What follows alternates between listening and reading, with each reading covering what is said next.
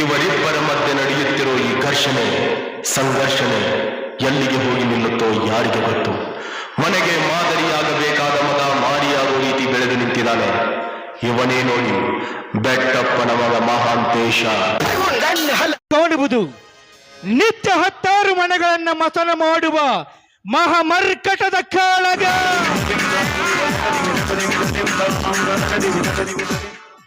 ನಿತ್ಯ ಹೆತ್ತವರು ಸತ್ಯ ನ್ಯಾಯ ನೀತಿ ಧರ್ಮವನ್ನ ಪೂಜಿಸಬೇಕಾದ್ರೆ ಅವರ ರಕ್ತ ಹಂಚಿಕೊಂಡಿರುವ ಈ ಮಹಾಂತೇಶ ಮಾಡುವುದು ನಿತ್ಯ ಹೆಂಡ ಕಂಡ ಕಂಡ ಕಂಡ ಹೆಣ್ಣು ಮಕ್ಕಳ ಸಹವಾಸ. ಹೆತ್ತವರಿಗೆ ಹೆತ್ತ ಮಕ್ಕಳಿಗೆ ಎಷ್ಟೊಂದು ಅಂತರಾಲು. ಹೆತ್ತವರು ಕಾಣುವುದು ಅಂತರಂಗದ ಕನಸನ್ನು, ಹೆತ್ತ ಮಕ್ಕಳು ಕಾಣುವುದು ಬಹಿರಂಗದ ಕನಸನ್ನ. ಆದ್ರೆ ನನ್ನ ಅಂತರಂಗದ ಕನಸಿಗೆ ಅಡ್ಡಿ ಆಗ್ತಾ ಇದ್ದಾಳೆ ಅಂಬಿಕಾ. ಅಂಬಿಕಾ ನಾನು ಕಣ್ಣಿಟ್ಟಿರುವ ಹಕ್ಕಿ. ಅವಳನ್ನ ದಕ್ಕಿಸ್ಬೇಕೆನ್ನೋ 3 ವರ್ಷದ ಬದುಕೆಯನ್ನ ಇವತ್ತು ನಾನು ಈಡೇರಿಸಿಕೊಳ್ಳಬೇಕು. ನಾ ಬಯಸಿದ ಹಕ್ಕಿ ಇತ್ತ ಕಡೆನೆ ಬರ್ತಾ ಇದೆ. ಬಾ ಅಂಬಿಕಾ, ಬಾ ಬಾ ಬಾ ಬಾ ಬಾ. ಸರಿಯಾದ ಸಮಯಕ್ಕೆ ಬರ್ತೀನಿ ಅಂತ ಹೇಳಿದಾದ್ರೆ ಇನ್ನೂ ಏಕೆ ಬರಲಿಲ್ಲ? ನಾನೇ 10 ನಿಮಿಷ ಲೇಟ್ ಆಗಿ ಬಂದಿರುವೆ. ನನ್ನ ಮುನ್ನವಾಗಿಯೇ ಬಂದು ದಾರಿ ಕಾಯ್ದು ಹೋಗಿರಬಹುದೇ? ಚೇಚೆ, ನನಗಾಗಿ 10 ನಿಮಿಷ ಏನು, 1 ವರ್ಷ ಬೇಕಾದ್ರೂ ಕಾಯೋರಿನ ನಂಬಿಕೆ ನನ್ನಲ್ಲಿದೆ. ಇನ್ನೂ ಬರಲೇ ಇಲ್ಲ. ನಾಳೆ ಹೋಗಿ ಕರೆದುಕೊಂಡು ಬಂದ್ರೆ. ಕವಿಯ ಕಲ್ಪನೆಯ ಕಣ್ಣಂಚಲಿ ಕಲ್ಲೊಂದನ್ನ ಕೆತ್ತಿದ. ಆ ಕಲ್ಲನ್ನ ಶಿಲೆಯಾಗಿ ಮಾಡಿ ಆ ಶಿಲೆಗೊಂದು ಓಲೆ ತೊಡಿಸುವ ಕಲೆಗಾರನ. ಈ ಕಲೆಗಾರನ ಕಣ್ಣು ಕುಕ್ಕುವಂತೆ ಈ ಶಿಲೆಯನ್ನು ಸೃಷ್ಟಿಸಿದ ಶಿಲ್ಪಿ ಯಾರು? ಆ ಶಿಲ್ಪಿಗೊಂದು ನಮನ, ಈ ಶಿಲೆಗೊಂದು. ಯಾಕಂಬಿಕಾ, ಈ ಕಲೆಗಾರನ ನೋಡಿ ನಿನ್ನ ಎದೆಯಲ್ಲಿ ಭಯ ಹುಡ್ತ? ಭಯ?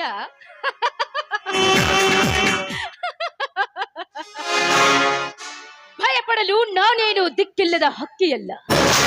ಹೆತ್ತವರ ಪ್ರೀತಿಯ ಆಶಯದಲ್ಲಿ ಅನ್ನ ತಿಂದು ಬದುಕಿದ ಒಲವುಳ್ಳ ಹಕ್ಕಿ ನಾನು.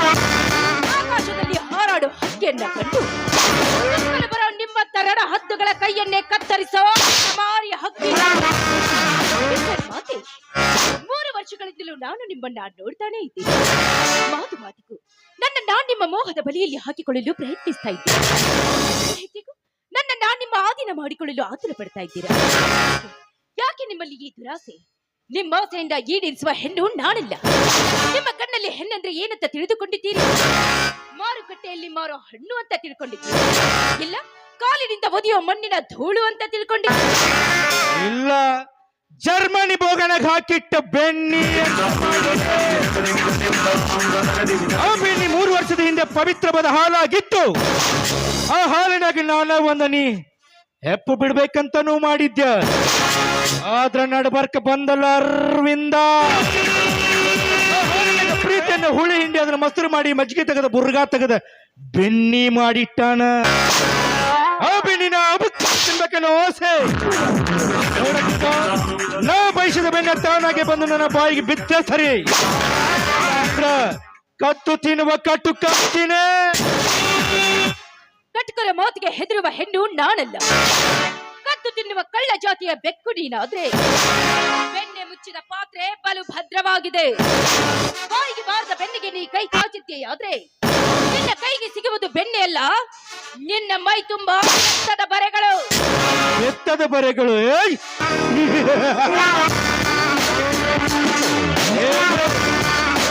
ಈ ನಿನ್ನ ಬೆತ್ತದ ಬರೆಗಳಿಗೆ ಹೆದರಿ ಓಡಿ ಹೋಗಾಕ ನಾಯಣ ಸಣ್ಣ ಹುಡುಗ ಅಲ್ಲ. ರಾಜ್ಯ ವಂಶದಲ್ಲಿ ಹುಟ್ಟಿದ ರಾಜ್ಯ ವಂಶದ ಕುಡಿಕೊಂಡು ಆಫ್ಟರ್ ಆಲ್ ಒಂದು ಹೆಣ್ಣು ಹುಳಾಲೆ. ಕಂಡಂತೆ ಬೊಗಳಿ ನನ್ನ ಕೋಪವನ್ನ ಕೆಂಡದಂತೆ ಮಾಡದಿರೋ ಮೂಢ.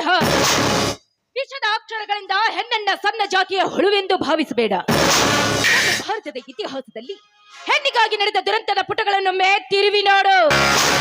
ಅಮೃತ ಯುಗದಲ್ಲಿ ಬ್ರಹ್ಮ ಋಷಿಯಾಗಲು ಬಯಸಿದ ವಿಶ್ವಾಮಿತ್ರ ಮೇನಕಾ ಎಂಬ ಹೆಣ್ಣಿಗಾಗಿ ಮಣ್ಣು ಮುಕ್ಕಿ ಹೋದ. ಯುಗದಲ್ಲಿ ಶ್ರೇಷ್ಠ ಶಿವಭಕ್ತ ನೆನೆಸಿಕೊಂಡ ರಾಮ ಸೀತೆ ಎಂಬ ಹೆಣ್ಣಿಗಾಗಿ ಮಣ್ಣು ಮುಕ್ಕಿ ಹೋದ. ದ್ವಾಪರ ಯುಗದಲ್ಲಿ ಬಾಹುಬಲಿಷ್ಠ ನೆನೆಸಿಕೊಂಡ ದುಶ್ಯಾಸನ ದ್ರೌಪದಿ ಎಂಬ ಹೆಣ್ಣಿಗಾಗಿ ಮಣ್ಣು ಮುಕ್ಕಿ ಹೋದ. ಈ ಕಲಿಯುಗದಲ್ಲಿ ಎಂತೆಂತವರೋ ಹೆಣ್ಣಿಗಾಗಿ ಹಣ ಆಸ್ತಿ ಐಶ್ವರ್ಯನ ಕಳೆದುಕೊಂಡು ಮಣ್ಣು ಮುಕ್ಕಿ ಹೋಗಿದ್ದಾರೆ. ಅಂದಾಗ ನಿನ್ನತ್ತ ಒಂದು ನರಕುಣ್ಣಿ ಹೆಣ್ಣಿನ ಗುಣಗಳನ್ನ ಅರಿಯೋ ಮಾತಂತೂ ಹೆಣ್ಣಿನ ನರನಾಡಿಗಳು ಗೊತ್ತಿಲ್ಲ. ಇದನ್ನೆಲ್ಲ ನಿನ್ನಂತಹ ಮೂರ್ಖನಿಗೆ ತಿಳಿಸಿ ಹೇಳೋ ಅವಶ್ಯಕತೆಯೂ ನನಗೆ. ಹೊರಟು ಹೋಗು ಇಲ್ಲಿದ್ದ. Get out!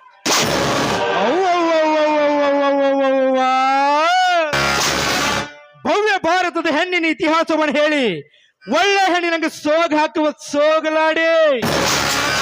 ಈ ನಿನ್ನ ಹೆಣ್ಣಿನ ಇತಿಹಾಸವನ್ನ ನಾನು ಹೇಳ್ತೀನಿ, ಕೇಳಿಸ್ಕೊ. 12 ಶತಮಾನದಲ್ಲಿ ಅಕ್ಕ ಮಹಾದೇವಿ ತನ್ನ ಬೆತ್ತರ ದೇಹವನ್ನ ಕೇವಲ ಕೂದಲಿನ ಮುಚ್ಚಿಕೊಂಡ್ರು ಸಹ ನೋಡುಗರ ಕಣ್ಣು ಅವಳ ಪಾದ ಕೊಡ್ತಿತ್ತೆ ವಿನಃ ಅವಳ ದೇಹವನ್ನಲ್ಲ. ನೋಡುಗರ ಕಣ್ಣಲ್ಲಿ ಭಕ್ತಿ ತುಂಬಿತ್ತು, ಅವಳ ಮನಸ್ಸಲ್ಲಿ ಪರಿಶುದ್ಧವಾದ ಭಾವ ತುಂಬಿತ್ತು. ಆದ್ರೆ ನೀ ಏನ್ ಇಟ್ಕೊಂಡು ಬಂದಿದ್ದೀರ? ತುಂಡು ತುಂಡು ತುಂಡು ತುಂಡು ಬಟ್ಟೆ. ಈ ನಿನ್ನ ಬಟ್ಟೆ ನೋಡಿದ್ರೆ ನನ್ನ ಧರಿದಿವಕ್ಕೆ ಅಷ್ಟ ಅಲ್ಲ, ಇವತ್ತಿಂದ ನಾಳೆ ನಿಗುರು ಹೋಗೋ ಮುದುಕು ಕೂಡ ಯಾಗಿರಿ ಬರ್ತಾನೆ ಬಾರಲ್ಲ. ಅಂತೂ ಮಾತಿಗೆ ಮರ್ಯಾದೆ ನೀಡೋ ಮನುಷ್ಯ ನೀನಲ್ಲ. ಕತ್ತೆ ಲತ್ತೇನ ತಿಂದಾಗಲೇ ಒಳ್ಳೆ ಪಾಠ ಕಲಿಯೋದು. ಏನ್ ಬೇ ನೀ ನನ್ನ ಕೆನ್ನೆ ಹೊಡೆದೆ ಅಲ್ಲ, ನೋಡ್ತಾ ಇರೋ. ಮುಂದೆ ಬಂದ ಜೀವನಕ್ಕೆ ಹೊಡಿತೇನೆ. ಯಾಕಾದ್ರೂ ಈ ಮೋಂತೇಶನ ಕೆಣಕಿದೆ ಅಂತ ಒಂದೊಂದು ದಿನ ವಿಲ ವಿಲ ವಿಲ ವಿಲ ಒತ್ತಾಡ್ಬೇಕು. ನಾನ್ ಮೋಹಂತೇಶನೇ ಅಲ್ಲ. ಏನ್ ಸೌಂದರ್ಯ ಕಣೇನಿದು. ಈ ನಿನ್ನ ಸೌಂದರ್ಯವನ್ನು ನೋಡ್ತಾ ಇದ್ರೆ ಕಣ್ಣು ಮುಚ್ಚಿ ಕನಸು ಕಾಣ್ಬೇಕು ಅನ್ನಿಸ್ತಾ ಇದೆ.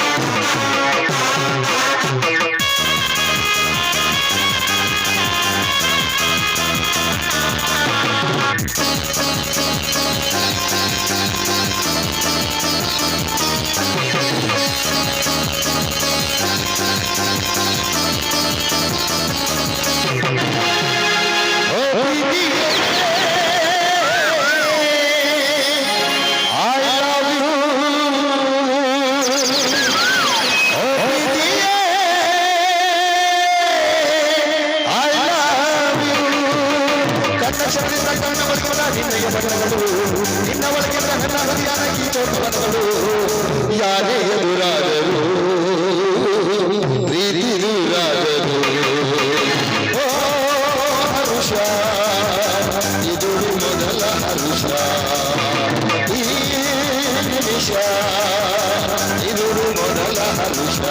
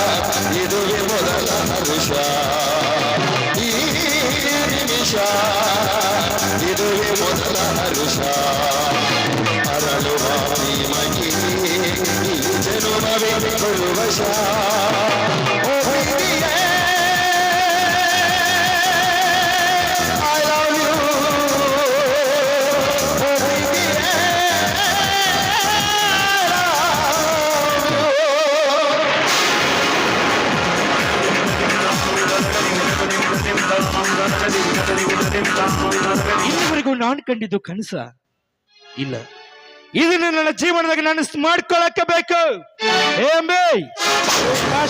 ರೆಡಿ.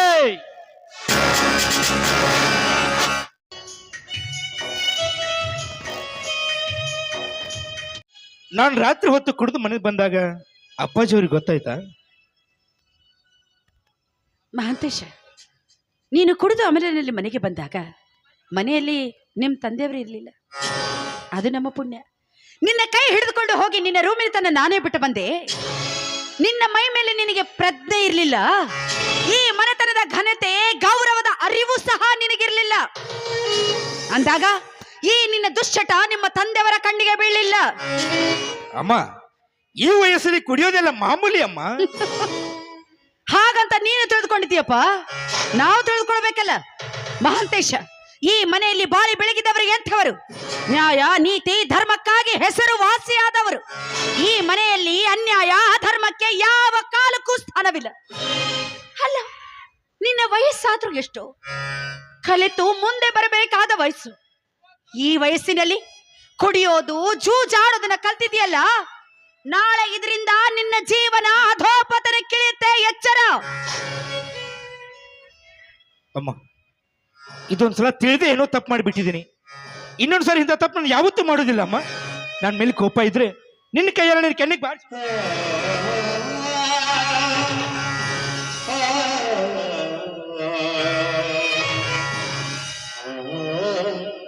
ಮಾಂತೇಶ್, ನಾನು ನಿನ್ನ ತಾಯಿ ಕಡು, ನಾನು ನಿನ್ನ ಕೆನ್ನೆಗೆ ಹೊಡಿತೀನ. ಮಾಂತೇಶ್, ಒಂದು ಮಾತು ಹೇಳ್ತೀನಿ, ನೆನಪಿನಲ್ಲಿಟ್ಕೋ. ನೀನೇನೇ ತಪ್ಪು ಮಾಡಿದ್ರು ಅದನ್ನು ಕ್ಷಮಿಸುವ ಮನೋಗುಣ ನನ್ನಲ್ಲಿದೆ. ಆದರೆ ನಿಮ್ಮ ತಂದೆಯವರು ಹಾಗಲ್ಲ. ಅವರು ನಿಷ್ಠೂರವಾದಿಗಳು. ಕೆಟ್ಟದ್ದನ್ನು ಕಂಡರೆ ಕೆಂಡ ಕಾರ್ತಾರೆ. ಕೊಲೆಗಡಕರನ್ನು ಕಂಡರೆ ಅವರ ರುಂಡವನ್ನೇ ಚಂಡಾಡಿ ಬಿಡ್ತಾರೆ. ಕಳ್ಳರನ್ನು ಕಂಡರೆ ಅವರ ಕೈಯನ್ನೇ ಕತ್ತರಿಸಿ ಹಾಕಿ ಬಿಡ್ತಾರೆ. ಇಂಥವರ ಹೊಟ್ಟೆಯಲ್ಲಿ ಹುಟ್ಟಿದ ನೀನು ಕೂಡ ಸನ್ಮಾರ್ಗದಲ್ಲಿ ನಡೆಯಬೇಕು ಅನ್ನೋದೇ ಒಂದೇ ನನ್ನ ಆಸೆಪ್ಪ. ಹೇಳಿದ್ನಲ್ಲಮ್ಮ, ಇನ್ನೊಂದ್ಸರಿ ನಾನು ಯಾವ ತಪ್ಪು ಮಾಡೋದಿಲ್ಲ ಅಮ್ಮ. ನಾಳೆ ನಂದು ಎಕ್ಸಾಮ್ ಇದೆ. ಇವತ್ತೇ ನಾನು ಬೆಂಗಳೂರಿಗೆ ಹೋಗ್ಬೇಕು. ಅಪ್ಪಾಜಿ ಬಂದ ತಕ್ಷಣ ಒಂದು 50,000 ರೂಪಾಯಿನ ಹೆಸರು ಕೊಡ್ತೀಯಾ? ಅಲ್ವಾ, ಮೊನ್ನೆ ತಾನೇ ಬಂದಿದ್ದೀಯ, ಆಗ್ಲೇ ಬೆಂಗಳೂರಿಗೆ ಹೋಗ್ಬೇಕು ಅಂದ್ರೆ ಹೇಗೆ? ಎಕ್ಸಾಮ್ ಇದೆಯಮ್ಮ, ಹೋಗ್ಲೇಬೇಕು. ಯಾಕೋ ಗೊತ್ತಿಲ್ಲ ಮಾಂತೇಶ್, ಈ ಸಲ ನಿನ್ನನ್ನು ಊರು ಕಳಿಸೋದಕ್ಕೆ ನನ್ನ ಮನಸ್ಸೇ ಬರ್ತಾ ಇಲ್ಲ. ಆದರೂ ಪರೀಕ್ಷೆ ಹೋಗ್ಲೇಬೇಕು. ಯಾಕಂದ್ರೆ ನೀನು ದೊಡ್ಡ ವಿದ್ಯಾವಂತನಾಗಿ ನಿಮ್ಮ ತಂದೆಯವರಿಗೆ ಹೆಸರು ತರಬೇಕು ಕಣೋ. ಸರಿ, ಹಣ ಬೇಕಾಗಿತ್ತು ಅಂದೆಲ್ಲ, ಎಷ್ಟು ಬೇಕಾಗಿತ್ತು? ಒಂದು 50,000 ರೂಪಾಯಿ ಅಮ್ಮ. ಬೆಂಗಳೂರಿಗೆ ಹೋಗ್ತಾ ಇದೀಯಾ, ಅಷ್ಟು ಹಣ ಎಲ್ಲಿ ಸಾಕಾಗುತ್ತೆ? ನಿಮ್ಮ ತಂದೆಯವ್ರು ಬರಲಿ, 1,00,000ನೇ ಕೊಡಿಸ್ಬಿಡ್ತೀನಿ. ಊಟ ಮಾಡ್ಕೊಂಡು ಹೋಗು, ಹಾಗೆ ಮಾತ್ರ ಹೋಗ್ಬೇಡ. ಊಟ ಮಾಡ್ಬೇಕಾ? ಅಡಿಗೆ ಏನ್ ಮಾಡ್ತೀಯಮ್ಮ? ನಿನಗಿಷ್ಟ ಅಂತ ಹೋಳಿಗೆ ಮಾಡ್ಲಾ? ಹೋಳಿಗೆ? ನಮ್ಗೆ ಹೋಳಿಗೆ ಎಲ್ಲ ಹೋಗೋದಿಲ್ಲಮ್ಮ. ಹೊರಗಡೆ ಹೋದ್ರೆ ಎಲ್ಲಿ ತಿನ್ಬೇಕೋ, ಮನೇಲಿ ಮಾಡ್ತೀನಿ. ಹೊಟ್ಟೆ ತುಂಬಾ ಊಟ ಮಾಡ್ಕೊಂಡು. ಅಮ್ಮ, ನನಗೆ ಹೋಳಿಗೆ ಬೇಡ.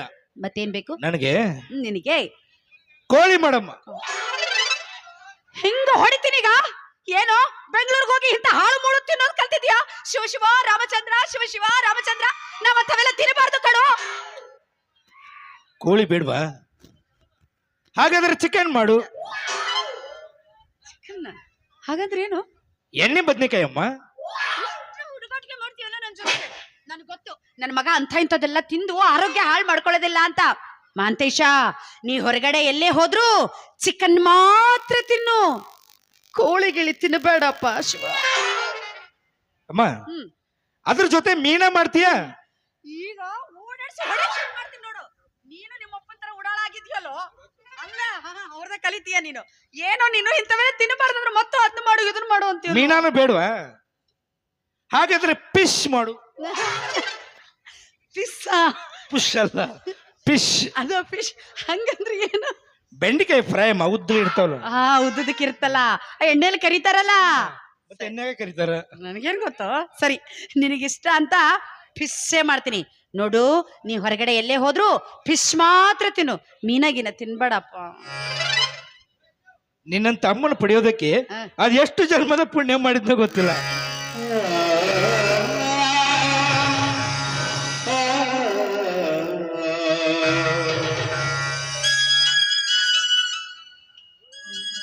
ಏನು ತಾಯಿ ಮಗ ಏನೋ ಇಬ್ರು ಗಾಢವಾಗಿ ಮಾತಾಡ್ತಾ ಇದ್ದೀರಾ? ಏನಿಲ್ಲ ರೀ, ಅದು ಮಹಂತೇಶ ಇವತ್ತು ಊರಿಗೆ ಹೋಗ್ಲೇಬೇಕಂತೆ. ಯಾಕಂದ್ರೆ ನಾಳೆನೇ ಒಂದು ಪರೀಕ್ಷೆ ಅಂತೆ. ಹೀಗಾಗಿ ಒಂದ್ ಸ್ವಲ್ಪ ಖರ್ಚಿಗೆ ಏನಾದ್ರು ಏನ್ ಮಾಡತ್ತೀರಾ? ಗೊತ್ತಾಯ್ತು. ಯಾವಾಗ ಸೀರೆ ಸೆರಗ್ ಗಂಟಕ್ಕಾಗತ್ತಿದ್ದ ಅವಾಗ ಅರ್ಥ ಮಾಡ್ಕೊಂಡಿನ. ಇವತ್ತು ಟ್ರೆಜರಿ ಚಾವೆ ತೆಗಿಬೇಕು. ಅಯ್ಯಯ್ಯಯ್ಯಯ್ಯ, ಹೀಗ್ಯಾಕ್ ಮಾತಾಡ್ತೀರಿ? ನಮಗೇನು 10 ಮಕ್ಕಳಿರೋದು, ಬಂಗಾರದಂತ ಒಬ್ಬನೇ ನೋಡು ಮಾತೇಶ, ಕೂಸು. ನಮ್ಮಲ್ಲಿ ದುಡ್ಡಿಗಾಗ್ಲಿ, ಆಸ್ತಿಗಾಗ್ಲಿ, ಅಂತಸ್ತಿಗಾಗ್ಲಿ ಯಾವುದೇ ರೀತಿ ಕೊರತೆ ಇಲ್ಲ.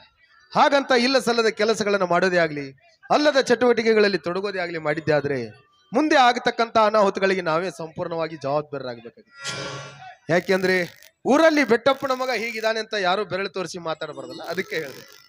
ಆಯ್ತಪ್ಪಾಜಿ, ಈ ನಿಮ್ಮ ಘನತೆಗೆ, ಈ ನಮ್ಮ ಮನೆಯ ಮರ್ಯಾದೆಗೆ ಧಕ್ಕೆ ಬರುವಂತ ಕೆಲಸ ನಾನು ಯಾವತ್ತೂ ಮಾಡುವುದಿಲ್ಲ. ಆಶೀರ್ವಾದ ಮಾಡಿ ಅಪ್ಪಾಜಿ.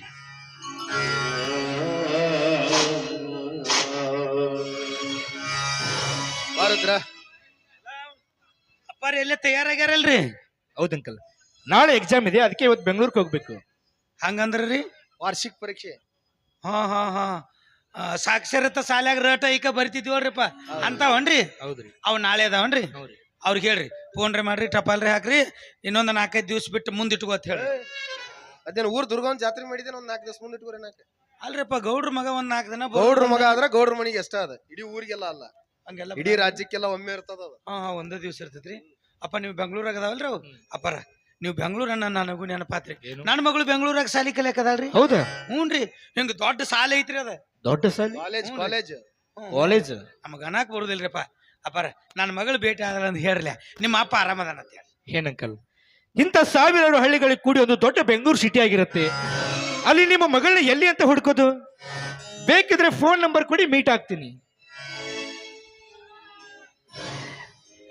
ಅಪ್ಪಾರ ಫೋನ್ ನಂಬರ್ ಪುಸ್ತಕ ಮನ್ಯಾಗ ಬಿಟ್ಟು ಬಂದನ್ರಿ. ಸಾಯಂಕಾಲ ಬರ್ತೀಯಲ್ಲ, ನನ್ನ ಕೈಯಲ್ಲಿ ಕೊಡು, ನಾನು ಫೋನ್ ಮಾಡಿ. ಆಯ್ತು. ಒಳಗಡೆ ಬೀರುನಲ್ಲಿ ಅವನ್ ಬಟ್ಟೆ ಇದೆ, ಹಾಗೆ ಒಂದ್ ಸ್ವಲ್ಪ ಖರ್ಚಿಗೆ ಹಣನೂ ಇಟ್ಟಿದ್ದೀನಿ, ತೆಗೆದುಕೊಂಡ್ ಬಾ. ಆಯ್ತು. ನೋಡು ಮಹಂತೇಶ, ಬೆಂಗಳೂರಿಗೆ ಹೋಗ್ತಾ ಇದೀಯ, ಅಲ್ಲಿ ಇಲ್ಲಿ ಹೊರಗಡೆ ಎಲ್ಲೂ ಸುತ್ತಾಡೋದಕ್ಕೆ ಹೋಗ್ಬೇಡ. ನಿನ್ ಪೇಪರ್ ಮುಗಿದ ತಕ್ಷಣನೇ ಆದಷ್ಟು ಬೇಗನೆ ಬಂದ್ಬಿಡು. ಹಾಳು ಮೊಳು ತಿಂದು ಹೊಟ್ಟೆ ಕೆಡಿಸ್ಕೋಬೇಡ, ಆರೋಗ್ಯ ಹುಷಾರು.